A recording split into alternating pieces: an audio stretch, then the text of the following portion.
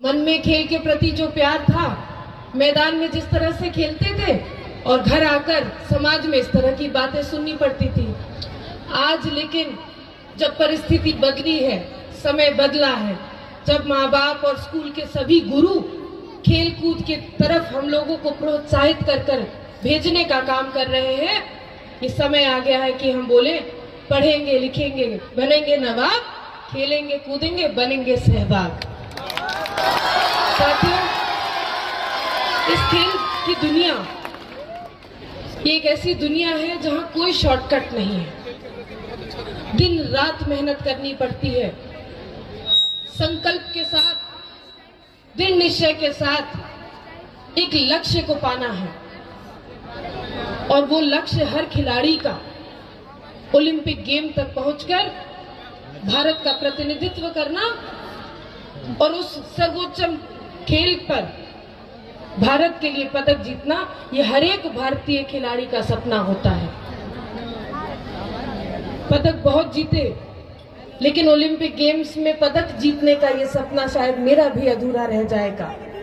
लेकिन आज जो जमुई के प्रतिभाशाली बच्चों को हमने दौड़ते हुए देखा, जिनको हमने खेलते हुए जिनकी कहानी सुनी, मुझे ये पूरा यकीन है, पूरा विश्वास है कि ये जमुई के बच्चे ही आने वाले स्वर्णिम खेल के भविष्य का और मेरे इस अधूरे सपने को पूरा करने का संकल्प उठाएंगे और जरूर जमुई का प्रतिनिधित्व करता अगले ओलंपिक गेम्स में सिर्फ प्रतिनिधि नहीं लेकिन पदक विजेता भी बनकर आएगा। ये सपना सिर्फ मेरे अकेले का नहीं, ये सपना पूरे बिहार का है साथियों।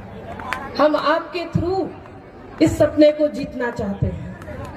हम लोग खेल की दुनिया के जब चर्चा करते हैं तो अक्सर असुविधाओं की दिक्कतों का सामना करना पड़ता है, लेकिन दिक्कत के साथ अगर वो पैशन हो, वो जुनून हो कि खेल के आगे बढ़ना है, तो अगर ये मैदान जिस दिन समतल नहीं मिलता, हम लोग खुद से मिट्टी भर के भी इसको समतल बनाने का काम करते हैं। हमको याद है जब हम ट्रेनिंग करते थे शॉटगन शूटिंग रेंज पर, तो अक्सर उसमें टारगेट नहीं डला रहता था, मशीन सेट नहीं मिलती थी। हम सब भारतीय दल के खिलाड़ी, चाहे कोई भी पदक विजेता हो, हम खुद से अपना टारगेट भरने का काम करते थे, रेंज को सेट करने का काम करते थे और फिर उस पर निशानेबाजी की हम लोग ट्रेनिंग लिया करते थे। मैं आपको ये कहानी इसलिए बता रही हूँ कि यदि वो लक्ष्य सामने हो और लक्ष्य को प्राप्त करने का दृढ़ निश्चय हमने उठाया हो, तो कोई भी असुविधा हमें पीछे नहीं करेगी, बल्कि उस असुविधा का सामना करके हम खुद से मेहनत करके आगे बढ़ने के काबिलियत और क्षमता रखते हैं। लेकिन आज साथियों समय बदल गया है। अब आपके सामने सिर्फ एक खिलाड़ी नहीं, आपकी बड़ी बहन, जिसको एनडीए की शीर्ष नेतृत्व ने एक खेल मंत्री बनाने का काम किया, मैं उस नेतृत्व को सर झुका के प्रणाम करती हूँ कि आज के बाद हमारे जमुई के बच्चों को, जमुई के खिलाड़ियों को एक भी असुविधा का सामना नहीं करना पड़ेगा। हमारे कार्यालय, हमारे घर के दरवाजे जिस तरह जमुई के हर एक व्यक्ति के लिए, जनता के लिए खुले हुए थे, ठीक उसी तरह से आज अगर हर एक खिलाड़ी को कोई भी दिक्कत का सामना करना पड़े, उसके साथ उसकी ये बहन, उसकी ये बेटी जरूर खड़ी रहेगी। साथियों, जिस फील्ड पर आज हम लोग उपस्थित हैं, इस फील्ड के लिए हम लोग अथक प्रयास कर रहे थे कि पिछले 5 सालों में इस पर काम हो और उसको सुंदर स्टेडियम का निर्माण कार्य कराया जाए। लेकिन आज एक मंत्री बनने के बाद सबसे पहला लिया गया निर्णय इसी स्टेडियम का है साथियों, जो 12 करोड़ 99 लाख के साथ यहाँ पर badminton court, volleyball, synthetic track, washroom और कवर्ड स्टेडियम की निर्माण कार्य कराया जाएगा। मैं आशा और उम्मीद रखती हूँ कि आने वाले अगले वित्तीय वर्ष में इस काम को पूरा शुरू किया जाएगा और साथ ही साथ इसको सीमा तय करके इस काम को खत्म किया जाएगा। मैं private school and children welfare association को धन्यवाद देती हूँ कि आपने इस सुंदर आयोजन को इस व्यवस्था में करके दिखाया, लेकिन आगे भी इस स्टेडियम में लगातार इस तरह से कॉम्पिटिशन्स होते रहे, ट्रेनिंग की व्यवस्था बनी रहे, और हमारे जमुई के बच्चे अपने सपने को, संकल्प को पूरा करने में आत्मनिर्भर हो। मैं उम्मीद करती हूँ कि आप लोग इस स्टेडियम का देखभाल उसी तरह से करेंगे जिस तरह से एक खेल प्रेमी को एक खेल मैदान का देखभाल करना चाहिए। और जहाँ जहाँ आपको भी मेरी आवश्यकता और सहयोग की जरूरत पड़ेगी, मैं आपके साथ भी खड़ी रहूंगी। साथियों, जब हम लोग राष्ट्रमंडल खेल गए थे तो ये कहानी आप लोग को बताती हूँ।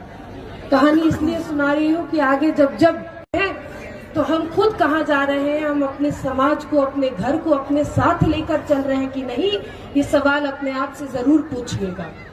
जिस दिन हम राष्ट्रमंडल खेल ऑस्ट्रेलिया में जीते, उस दिन पदक जीतने के बाद क्रिकेट का स्टेडियम देखे, टीवी पे देखे होंगे, पूरा ऑडिटोरियम किस तरह से नारा लगाता है, जोश रहता है। ठीक उसी तरह से हमारे सामने भी ऑस्ट्रेलिया की खिलाड़ी एमा कॉक्स थी, और एमा कॉक्स ऑस्ट्रेलिया की खिलाड़ी और श्रेयसी सिंह भारत के खिलाड़ी के बीच निशानेबाजी का स्वर्ण पदक का वो कंपटीशन था। जब हम लोग सामने खड़े हुए थे तो हम तो अंतर्राष्ट्रीय क्या कहते हैं, विदेश में अपने आप को अकेला महसूस कर रहे थे। तो हम अपने हाथ में बंदूक लेकर खड़े थे और पूरा स्टेडियम ऑजी ऑजी करके नारा लगा रहा था। तो डर भी लग रहा था। आज जितने कॉम्पिटिटर्स यहाँ पे, जितने पार्टिसिपेंट्स हैं, खेलने से पहले थोड़ा सा डर लगता है कि नहीं, थोड़ा सा नर्वसनेस होता है। तो वही नर्वसनेस भी हो रहा था, डर लग रहा था। लेकिन उसी स्टेडियम में स्टैंड में हमारे साथ हमारी बड़ी बहन और हमारी माँ भी उपस्थित थी। वो लोग भी कम संख्या में थे, कुछ भारत के मीडिया के बंधु भी थे।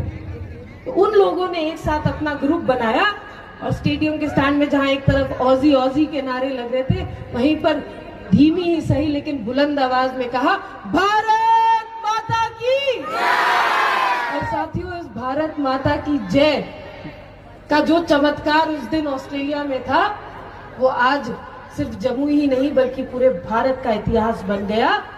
हमने पाया कि उस भारत माता की जय के नारे में सिर्फ हम भले ही फील्ड ऑफ प्ले पर अकेले खड़े थे, लेकिन हमारे साथ साथ बिहार और भारत के हर उस खेल प्रेमी की उम्मीद, हर उस खेल प्रेमी का सपना जुड़ा था। और मैंने अपने आप को उस समय, उस क्षण अकेले नहीं पाया, बल्कि अपने सभी भाई बहनों के साथ वहां पर मन में संकल्प लेकर बंदूक उठाकर निशाना लगाने का काम किया। और आप सब लोग जानते हैं कि स्वर्ण पदक जीते। स्वर्ण पदक जीतने के बाद जब हम लोग फील्ड ऑफ प्ले से हटकर मीडिया में गए, तो मीडिया के सभी भाई बहनों ने पूछा कि यू कम फ्रॉम इंडिया, आप भारत से आती हैं, but where in India do you come from, आप भारत में कहां से आती हैं। उस दिन गर्व से हमने सीना चौड़ा करके कहा कि जमुई हमारा घर है, बिहार के लिए खेलते हैं। अगले दिन ऑस्ट्रेलिया के अखबारों में छपा, Bihar girl wins gold medal for India. और साथियों, वो जो गर्व का एहसास मुझे उस दिन हुआ, मैं आज भी आपसे बात कर रही हूँ तो रोंगटे खड़े हो जाते हैं। साथियों, वो क्षण मैं लफ्जों में बयां नहीं कर सकती, लेकिन हर एक उस खिलाड़ी को मैं यही मंगल कामना करती हूँ कि उससे भी आगे बढ़कर वो बिहार और भारत के लिए पदक जीते और जमुई का नाम रोशन करे। इन्हीं शब्दों के साथ, इन्हीं शुभकामनाओं के साथ मैं आपको तहे दिल से पुनः धन्यवाद देती हूँ। अपने पूरे private school and children welfare association के सभी पदाधिकारियों को धन्यवाद देती हूँ। बहुत बहुत धन्यवाद। जय हिंद, जय बिहार, जय भारत। और एक बार पुनः हाथ उठा के मुट्ठी बंद करके, और ये संकल्प की मुट्ठी है, किसकी मुट्ठी है? संकल्प के साथ कहिए, भारत।